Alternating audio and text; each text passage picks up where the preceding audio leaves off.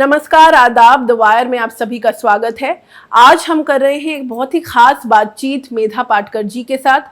जैसा कि सब लोग जानते हैं कि मेधा जी एक सोशल एक्टिविस्ट हैं, नर्मदा बचाओ आंदोलन के साथ जुड़ी हुई हैं और उसके साथ साथ जन आंदोलनों के साथ जितने भी जन आंदोलन रहे हैं देश भर में, उनके साथ मेधा जी बड़े ही करीबी रूप से जुड़ी हुई हैं लगातार।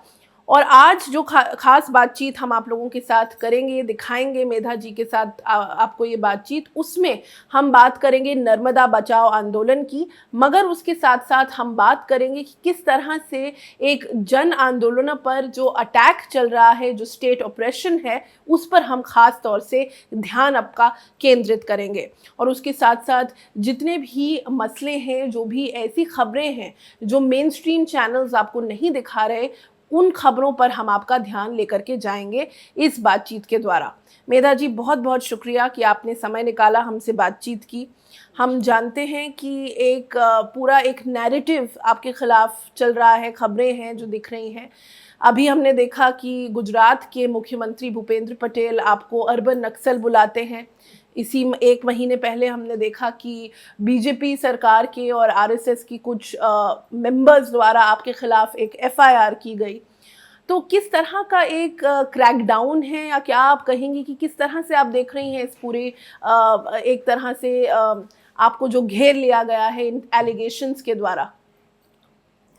देखिए, हमारे नर्मदा बचाओ आंदोलन को तो अभी 37 साल पूरे हुए इसी अगस्त महीने में। और आंदोलन एक व्यापक विचारधारा का होता है। आप एक मुद्दा लेकर भी अगर संघर्ष करने के लिए तैयार होते हैं, वो करना पड़ता है, क्योंकि किसी भी जन समुदाय के साथ अगर व्यवहार शोषण का, पीड़ा देने वाला या अत्याचार अन्याय का होता है, तो उन लोगों को सवाल खड़े करने पड़ते हैं। और इसके लिए हमारे जैसे पढ़े लिखे लोग एक दुआ बन सकते हैं। वो हमारा कर्तव्य होता है नागरिक के नाते, संविधान के तहत। तो जन आंदोलन जब समाज को आंदोलित करता है तो व्यवस्था को चुनौती भी देता है। और इससे सत्ताधीश कुछ ऐसे होते हैं कि जो संवाद शुरू करते हैं, और कुछ होते हैं कि जो विवाद उठाते हैं। हम लोग जो विवाद उठाते हैं वो न्याय के लिए उठाते हैं, पर ये इसलिए शायद हमारे खिलाफ खड़े होते हैं कि उनको डर लगता है कि इससे उनकी वोट बैंक प्रभावित होगी। नर्मदा में जो मुद्दे उठाए हमने, वो तो पूरे सुप्रीम कोर्ट तक सभी ने एक प्रकार से मंजूर किए। नहीं तो 50,000 तक परिवारों का करीबन आज पुनर्वास हुआ है, वो होता ही नहीं, क्योंकि न इन्होंने कभी आदिवासी किसान मजदूरों को खबर कर दी, न ट्रिब्यूनल का फैसला जो कानून था उसका पालन किया था, न सामाजिक पर्यावरणीय परिणामों के पूरी सोच थी। और इसलिए विश्व बैंक भी हट गई। जब उन्होंने उसका पूरा अभ्यास किया, तब उन्होंने तय किया कि ये विनाशकारी परियोजना है और अयोग्य मार्ग से ही पूरी हो सकती है। ये कहते हुए उन्होंने अपना फंड रुकवाया, मतलब सरकार से ही एक प्रकार से विड्रॉ करवाया, जैसे इस्तीफा दिलाते हैं अगर निकाल देना है किसी कर्मचारी को। तो ये सभी बातें केवल नर्मदा तक सीमित नहीं है। आज देश की हर नदी, हर पहाड़, हर जंगल का टुकड़ा, हर किसान की खेती खतरे में है।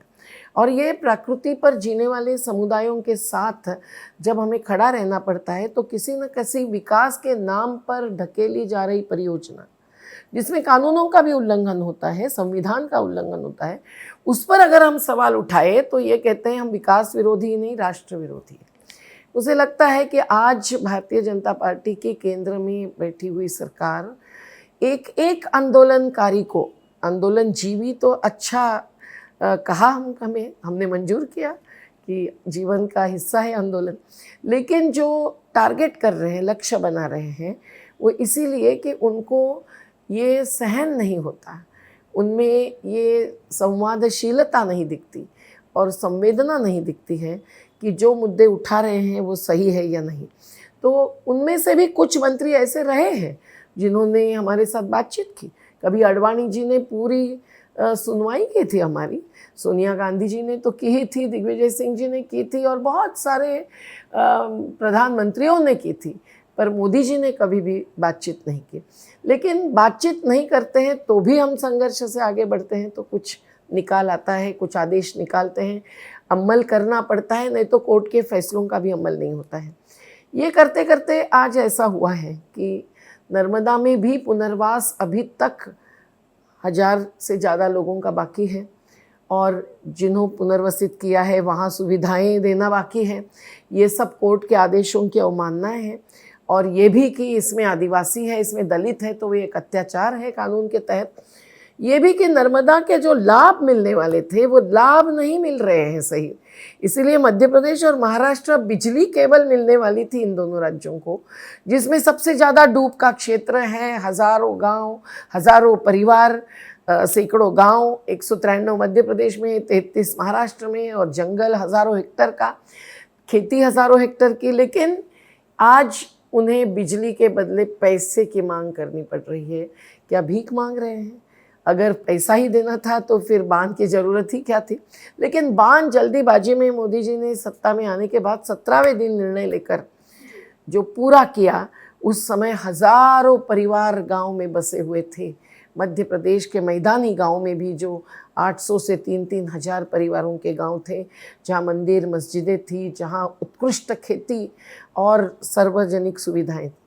तो ये सब पर जब हम सवाल उठाते गए तो एक एक प्रकार से इन्होंने तो हमारा विरोध ही किया, लेकिन जो विरोध हम पर हमला के रूप में किया गया। और नरेंद्र मोदी ने ये पूरी घोषणा की, ये कहा कि सब काम हो चुके हैं, कंप्लीशन का पूरा एक दावा किया, और उसके बाद जो आप लोगों के खिलाफ अटैक्स जो हमने देखे हैं उनके बारे में बताएं। देखिए, वैसे तो हम कहीं पानी परिषद की गुजरात में तो उसका पेंडॉल तोड़फोड़ कर दिया वगैरह वगैरह तो हुआ ही है। हमारी रैली में कभी लाठियाँ चली, एक आध बार गोलीबार हुआ, महाराष्ट्र में भी हुआ है, गुजरात में ही ऐसा नहीं। पर जो अटैक साबरमती आश्रम में मुझ पर हुआ था वो तो गुजरात के दंगे के बाद की शांति मीटिंग में मुझे निमंत्रित किया था, इसलिए मैं गई थी। और बहुत सारे विटनेस थे, गांधीवादी थे, अलग अलग धर्म समुदायों के लोग थे, धर्मगुरु थे। लेकिन वहाँ मैं जब बातचीत कर रही थी, एक पत्रकार मेरी मुलाकात ले रहे थे, तो जो हमला किया वो अपराधी प्रकरण 2002 का आज भी जारी है, जिसमें 4 आरोपी हैं, जिसमें आज दिल्ली के जो लेफ्टिनेंट गवर्नर बन गए हैं वो भी एक आरोपी है। और 20 साल हुए, लेकिन बस मेरी ही क्रॉस चल रही है, अभी तक निकाल नहीं आने दिया है। जबकि उसकी वीडियो है पूरे हमले की, और ये केस हमने नहीं दाखिल की, मैंने कंप्लेंट दाखिल की, शिकायत, और उस पर मोदी जी की सरकारी थी, उन्होंने ही ये कंप्लेंट दाखिल की थी उन सभी पे, जिसमें कोई कांग्रेस के नगर सेवक उस समय के थे, कोई अहमदाबाद के मेयर भूतपूर्व, और भारतीय जनता युवा मोर्चा के पदाधिकारी भी, जिन्होंने जो अटैक किया था उसको फैटल अटैक कई सारे विटनेसों ने किया कहा है, लेकिन उनकी आज तक गवाही हुई ही नहीं है। तो ये अटैक अलग प्रकार का है। लेकिन बदनामी करने का अटैक, ये एक किसान आंदोलन ने भी अभी अभी भुगता है, पर जन आंदोलन के साथियों को इसके लिए तैयार रहना पड़ता है, हिम्मत दिखानी पड़ती है। पर ये बदनामी किस प्रकार से करते हैं? आपने जैसे कहा कि अभी एक आरएसएस से जुड़े हुए युवा ने, वो कहाँ हैं कौन जाने, लेकिन एक शिकायत दाखिल की। उस शिकायत में लिखा रहा कि साथ में जुड़े हुए पत्रों के आधार पर, कागजातों के आधार पर ये दर्ज किया जाए, लेकिन तत्काल उसी दिन बिना कोई प्राथमिक जांच के एफआईआर दर्ज किया गया मध्य प्रदेश के बड़वानी जिले के पुलिस ने, और उन्होंने तो एक भी पन्ना नहीं दिया। हमारी जांच एसआईटी गठित करके एक विशेष जांच की टीम अभी भी चल रही है, लेकिन उस आरोप पत्र में जो कहा था वो इतना झूठ है कि उन्होंने कहा हमारी जीवनशाला चल ही नहीं रही है, वहाँ केवल 2 झोपड़ियाँ हैं। देखिए, हमारी जीवनशालाएँ तो चल ही रही है, 30 साल से चल रही है, इस फोटोग्राफ से, और इससे करीबन 5-6 हज़ार आदिवासी लड़के, बच्चे, बच्चियाँ पास होकर कोई सरकारी नौकरी में लगे हैं, कोई शिक्षक बन गए हैं, कोई कार्यकर्ता बन गए हैं, और कोई मछली उत्पादक सोसाइटी के पदाधिकारी बन गए। लेकिन ये इतनी झूठ बात होते हुए भी जब ये पुलिसों को भेजते हैं तो पुलिस तो जाते हैं गांव में, हमारे आदिवासियों को मिलते हैं, बच्चों से हाथ मिलाते हैं, खुश होते हैं, फिर भी ये जांच पूरी नहीं कर रहे हैं। ये तो चाहते हैं कुछ न कुछ ढूंढ निकाले, जबकि सभी ऑडिट्स और सब हजारों पन्ने हमने दे दिए हैं। तो इस प्रकार की जब बात होती है तो हमें महसूस होता है कि बस ये केवल एक बदनामी का आधार है, बदनामी करने की साजिश है। और एक पदाधिकारी तो उनके अब जाहिर रूप से बोलते रहे हैं कि मेरी हासिली है ज़िंदगी की कि इन्हें मैंने बदनाम कर दिया। तो क्या जन आंदोलन को बदनाम करना हासिल होती है कि जन आंदोलनों के साथ संवाद करके समस्या छुड़वाना हासिल मानी जाती है? दूसरी बात यह है कि अभी वो नर्मदा में जो नई चुनौतियां हैं उनको जो हम चुनौती दे रहे हैं, क्योंकि नर्मदा पूर्ण रूप से प्रदूषित है, नर्मदा का पानी पीने लायक नहीं है, शहरों की गंदगी नर्मदा में जा रही है। STPs सीवेज ट्रीटमेंट प्लांट्स के लिए करोड़ों रुपए लिए हैं मध्य प्रदेश सरकार ने, लेकिन वो बनी नहीं है, क्वचित ही बनी है, आधी अधूरी बनी है। तो एक एक शहर से कई दशलक्ष लीटर गंदगी का पानी जा रहा है। और इंडस्ट्रियल स्टेट्स जो मध्य प्रदेश में हैं, जैसे इंदौर संभाग में पीथमपुर है या नागदा में है, उनसे नदियों में पानी बहा जा रहा है और उससे नर्मदा में भी पहुंच गया है, नागदा के क्षिप्रा चंबल में पहुंच गया है। इन मुद्दों पर जब हम बात करते हैं, या अवैध रेत खनन, खुद केस लड़ी हाईकोर्ट में, स्टे ऑर्डर हाथ में है, पर अवैध रेत खनन भरसक चलता है क्योंकि पुलिस और प्रशासन शासन जुड़ा रहता है। तो इस पर जब हम आवाज़ उठाते हैं तब हमारे कार्यकर्ताओं पर हमले कभी होते हैं, और दूसरे हमले यही होते हैं बदनामी करने के ही नहीं, अपराधी प्रकरण झूठे आरोपों के साथ दर्ज करने के। और एक और चीज़ मैं जानना चाहूँगी आपसे, ख़ास तौर से जब कोरोना का पूरा ये महामारी आई, हमने देखा कि जो लोग विस्थापित थे उनकी हालत कितनी ख़राब थी। तो अभी क्या स्थिति है लोगों के पास? जब पूरे देश में हिदायत दी जा रही थी कि घर पे रहिए, हाथ धोइए, तो वो लोग टिन शेड्स में रह रहे थे, उनके पास पीने तक का पानी नहीं था। तो जो विस्थापित लोग हैं उनके क्या हालात हैं, लोगों की क्या कंडीशंस है फ़िलहाल? देखिए, नर्मदा में सरदार सरोवर बांध में तो हज़ारों को ज़मीन का अधिकार इनको देना ही पड़ा। ट्रिब्यूनल के फैसले में ही लिखा था, जिसको कानून माना जाता है। लेकिन जब तक हमारे उपवास, जल सत्याग्रह, कानूनी और मैदानी लड़ाई सब कुछ नहीं चली और कोर्ट ने 4 साल बांध रोक के रखा, हमने नहीं, खुद हम न्यायिक और जनतांत्रिक मार्ग से ही हरदम गए हैं, अहिंसक सत्याग्रही बनकर। तो वो जब हुआ तब जाकर पुनर्वास शुरू हुआ। 1979 में नर्मदा का ट्रिब्यूनल का फैसला आया था, लेकिन शुरुआत हुई पुनर्वास स्थल बनाने की महाराष्ट्र में भी और मध्य प्रदेश में भी 1994 में। और गुजरात ने जो शुरुआत की थी वहाँ भी पानी की भी समस्या नहीं छुड़वाई थी, और बड़े बड़े खूंट जंगल काट कर जो ज़मीन दी थी उसमें उपस्थित थे। हमको वहाँ भी एक दिन का उपवास करना पहले पड़ा था, और बाद में तो लगातार संघर्ष करके हमने ये हासिल किया। लेकिन आज भी गुजरात में लोग बाकी हैं पुनर्वास के, जिनकी ज़मीनें खराब है, बदलने नहीं दे रहे हैं, कहीं वसाहत में पानी नहीं है। और महाराष्ट्र में सैकड़ों परिवार बाकी हैं जिनको ज़मीन देनी है, या तो बदलनी है या दी ही नहीं है। वसाहतों में भी सुविधाएं बाकी हैं। मध्य प्रदेश में तो कुछ हज़ार परिवार ऐसे हैं कि जिनको पात्रता होते हुए लाभ नहीं मिले। तो टिन शेड की बात जो आप कर रहे हैं, 2019 में जब पानी भरा सरदार सरोवर में, तब उससे निकाला जिनको, पुलिस और प्रभारी अधिकारियों ने खींचकर और टिन शेड में डाला। वहाँ भी आज सैकड़ों परिवार हैं जिनके पानी बिजली बार बार कट करते हैं, कैसे जीते होंगे लोग। लेकिन उन्होंने ये जो 3-4 साल निकाले हैं उसमें उनके आवेदनों को जवाब नहीं मिला है। कुछ लोगों को मिल गया लाभ, वो भी संघर्ष करते करते। लेकिन सरदार सरोवर के अलावा जो नर्मदा के बांध है वहाँ तो इन्होंने एक को भी ज़मीन नहीं दी। तो संघर्ष के सिवाय तो ये होना था ही नहीं।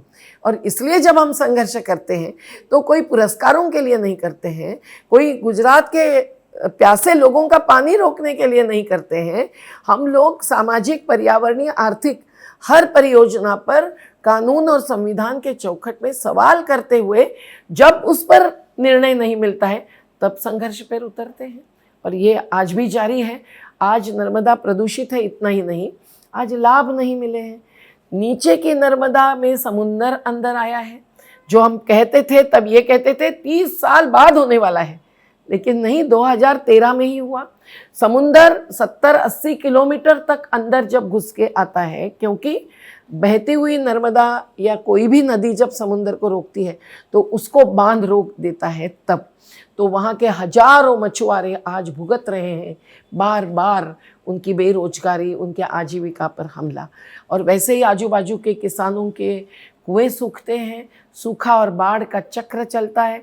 लाभ क्षेत्र में जो सबसे वंचित समाज थे और क्षेत्र थे कच्छ सौराष्ट्र के, उनको पहले प्राथमिकता से पानी नहीं दिया गया, और दिया तो खास करके इंडस्ट्रीज को माले माल कर दिया, शहरों को दिया गया।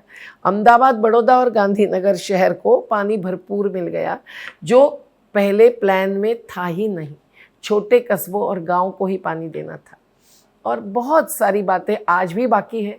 गुजरात में छोटे छोटे कैनाल के नेटवर्क कच्छ में नहीं बने, इसलिए पानी नहीं मिला, हमारे कारण पानी नहीं मिला। ये जो आरोप आज के गुजरात के मुख्यमंत्री लगाते हैं, उनको तो इतिहास मालूम ही नहीं होगा, क्योंकि भूपेंद्र पटेल जी तो राजनीतिक मंच पर अचानक आ गए, ये गुजरात के ही लोगों का कहना है।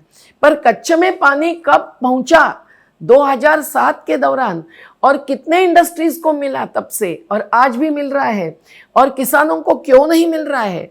और उद्घाटन एक बार नहीं, 2-3 बार जिस कैनाल का हुआ, उसका अभी अभी जो प्रधानमंत्री जी के द्वारा उद्घाटन किया गया, वो ववार में ही कैनाल 24 घंटे में क्यों टूट गया? वहाँ के सरपंच पंच को क्यों सवाल उठाने पड़े?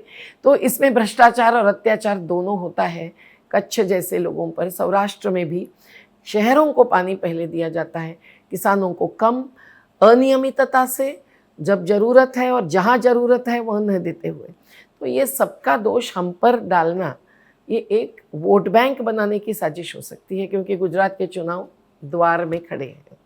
और गुजरात के चुनाव की बात करें, बहुत सारी आपको भी लेकर के आशंकाएं हैं, पॉलिटिसाइज इसको पूरा किया जा रहा है, सवाल उठाए जा रहे हैं, लांछन लगाए जा रहे हैं। तो किस तरह का मैसेज जा रहा है आपको, और आपका जवाब क्या है? ये तो अभी मुझे लगता है कच्छ की और गुजरात की जनता समझे बिना नहीं रह सकती है कि कच्छ को पानी इतने सालों से क्यों नहीं मिला। मुझे पता है कि रूपाला नाम के एक इरिगेशन मिनिस्टर थे, उन्होंने कहा था कैनाल हम एक्सप्रेस कैनाल बनाएंगे, मतलब पहले जो छोर पे है कच्छ क्षेत्र उसको पानी देते हुए फिर बाकी के क्षेत्रों को देंगे। हमने कहा था बिल्कुल आप ऐसा कर दीजिए, ज़रूरतमंदों को पानी पहुँचे, विस्थापितों के वसाहतों में पहले पानी पहुँचे तो हम चाहते हैं, लेकिन हर जगह गड़बड़ियाँ हैं। और कैनाल्स कभी टूटा था तो 18 गांव भी डूबे थे। ये कुछ सालों में होता रहा है। भ्रष्टाचार ठेकेदारों के साथ कोई चैनल गुजरात का उजागर करता रहा है। तो मुझे नहीं लगता है कि गुजरात की जनता इतनी भोली भाली और भ्रमित करने लायक है। लेकिन अभी चुनाव आए हैं, तो वो जब ये भी कहते हैं कि 5 साल पानी रोकने वालों को आम आदमी पार्टी मुख्यमंत्री बनाने जा रही है, तो ये तो हंसे की रोए, समझ में नहीं आता। उस पार्टी में तो मैं हूँ नहीं, कुछ महीने थे उसका ये उपयोग कर रहे हैं, पुराने फोटोग्राफ्स डाल रहे हैं। उनके बीजेपी गुजरात के कुछ प्रतिनिधि अब ट्विटर पर है। हम तो इतने मीडिया सावी नहीं हैं, हमारे युवा साथी करते रहते हैं मेरी ओर से भी।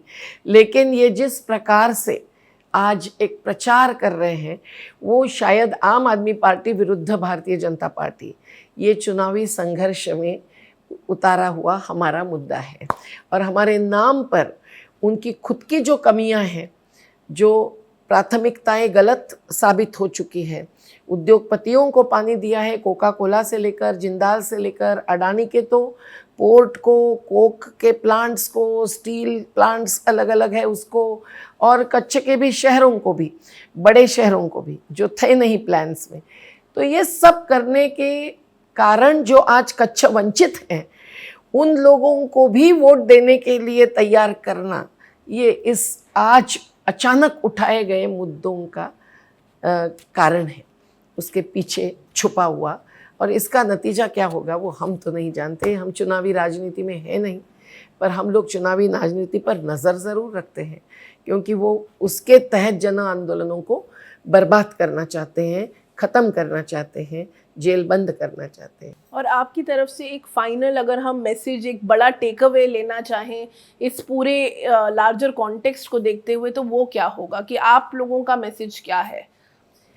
देखिए, ये जो जन आंदोलनकारियों को अर्बन नक्सल जैसे कहते हैं, वो तो सुनकर हैरान है, क्योंकि नक्सल क्या होते थे, नक्सलवाद क्या होता था और नक्सलवादी संघर्ष किन मुद्दों पर होता था। भले वो मुद्दे आज भी मुद्दे हैं, अहिंसक आंदोलनों के भी मुद्दे हैं, जल जंगल ज़मीन, उसके कानून जब बदले जा रहे हैं आदिवासियों के खिलाफ, तो निश्चित ही ज़मीनें जब दे रहे हैं कॉरपोरेट्स को, 2013 जैसे कानून का पालन भी नहीं कर रहे हैं, तो आज भी वो मुद्दा है। नदियाँ जब बर्बाद हो रही है, नदियों में जल परिवहन के बड़े बड़े प्रोजेक्ट्स आने से यमुना जिस कारण से बदनाम हुई रेत खनन से, वैसे बाकी नदियाँ भी हो रही है। ये सब बचाने के लिए संघर्ष तो करना ही पड़ेगा, और ये संघर्ष ये समझते नहीं हैं, मानते नहीं हैं और इनको दबाने की कोशिश करते हैं। आज भी जो जेल में बंद है सामाजिक कार्यकर्ता, जिसमें डॉक्टर बाबा साहेब अम्बेडकर के वंशज भी है, दिल्ली यूनिवर्सिटी के प्रोफेसर्स हैं, ये क्या सभी सशस्त्र संघर्ष में थे? नक्सलाइट्स सशस्त्र संघर्ष मानने वाले थे, हम इनमें हैं नहीं, वो नहीं मानेंगे कि हम उनके साथी हैं, तो राजनेता कैसे हमें वो विधान देते हैं? और शहरी मानते हैं, जबकि हम शहर छोड़कर गांव में काम करते हैं, पर शहर की गरीब बस्तियों में भी हमको काम तो करना ही पड़ता है, आज भी उनको छोड़कर नहीं चलेगा। इसलिए हमारा मुंबई में घर बचाओ घर बनाओ आंदोलन भी चलाना पड़ता है। श्रमिकों की आज हालत क्या है? बेरोजगारी चोटी पर पहुंची हुई है, तो हम क्या श्रमिकों के अधिकार के लिए, महिलाओं के अधिकार के लिए हम संघर्ष नहीं करेंगे? हम आदिवासियों की आजीविका बचाने के लिए संघर्ष नहीं करेंगे? ये तमाम मुद्दों पर संघर्ष करने वाले साथियों को देशद्रोही कहना, राष्ट्रद्रोही कहना, ये एक राजनीतिक साजिश है। पर भारत जब अमृत महोत्सव मना रहा है, तो 75 सालों में क्या हुआ ये अगर देखेंगे, तो हर सत्ताधीश पार्टी ने कहीं ना कहीं हमला किया, दमन का सहारा लिया। पर आज जितना दमन हो रहा है और जिस झूठे प्रकार से इनके हथियार बन गई हैं उनकी ही एजेंसियां, तो फरियादी वही, आरोपी हम, पर वकील वही और न्यायाधीश भी वही। इस प्रकार की न्याय प्रक्रिया को क्या मानेंगे हम? क्या निकलेगा उससे? बेगुनाहों को जेल में डालना, और फिर जमानत भी सही 60 प्रक्रिया से नहीं देते हैं। ये सुप्रीम कोर्ट के U Lalit ji, chief justice of India के कमेंट से ही मालूम पड़ता है। तो ये सब कार्यकर्ताओं के साथ आज हो रहा है, और ये इसलिए कि हम हिम्मत नहीं करें सच्चाई प्रकट करने की, अभिव्यक्ति की, सत्य सामने लाने की। पर समाज को समझना चाहिए कि ये सब आरोप, ट्विटर्स, सोशल मीडिया पर प्रचार प्रसार और अपराधी प्रकरण डालने तक या जेल में ढूंसने तक जो भी हो रहा है, जहां मौतें भी हुई है, फादर स्टैन सैमी जैसी की, वो पांडु भाई यूके प्रोफेसर की, ये बहुत ही गंभीर मामला है। ये हम पर नहीं, ये जनतंत्र पर हमला है। ये सांप्रदायिकता के नाम पर, सर्वधर्म समभाव पर हमला भी है इसमें, और आंदोलनों पर आघात करने के एक तरीके इन्होंने अपनाए हैं। तो मुझे लगता है कि समाज को जागरूक होना चाहिए, सच क्या झूठ क्या ये समझना चाहिए, और आंदोलनों के मुद्दे, आंदोलनों की पूरी प्रक्रिया नज़दीक आकर देखनी चाहिए। कभी नज़दीक आए, संवाद करें, और इनके पूरे झूठे दावे कैसे खोखले हैं कि हम हमारा ब्रांड इस्तेमाल करके जीवनशालाओं के लिए पैसा इकट्ठा करते हैं। अरे पैसा देने वाले क्या भ्रमित हो, इतने बुद्धू हैं? तो ये कोई भी आरोप साबित होने लायक नहीं है। पर ये खुद जो करोड़ों रुपए विदेश से लेते हुए आत्मनिर्भरता की बात करते हैं, और हम फॉरेन फंडिंग नहीं लेते हैं, जिस मुद्दे पर आज के लेफ्टिनेंट गवर्नर ने जो केस सुप्रीम कोर्ट में डाली थी वो हार गए थे, उन्हें कॉस्ट पे करवाई थी, और वो प्राइवेट इंटरेस्ट लिटिगेशन है, पब्लिक इंटरेस्ट लिटिगेशन नहीं है। ये सुप्रीम कोर्ट के 2007 के जुलाई के फैसले में कहा गया था। ये सभी बैकग्राउंड जो है वो समझेंगे अगर समाज के समझदार लोग, प्रगतिशील विचारधारा के ही नहीं, आम जनता को मैं कह रही हूँ, तो निश्चित रूप से इनके झूठापन को, कि पोल खोल हुए बिना नहीं रहेगी। तो इसी के साथ इस कॉन्वर्सेशन को हम समाप्त करेंगे, पर ये जो मुद्दे हैं इनको हम लगातार द वायर पर उठाते रहेंगे। देखते रहिए। बहुत बहुत शुक्रिया। द वायर के और वीडियोस देखने के लिए सब्सक्राइब करें और बेल आइकन पर क्लिक करें। स्वतंत्र पत्रकारिता की आर्थिक मदद करने के लिए डिस्क्रिप्शन में दिए गए लिंक पर जाएं और अपनी राशि चुनें।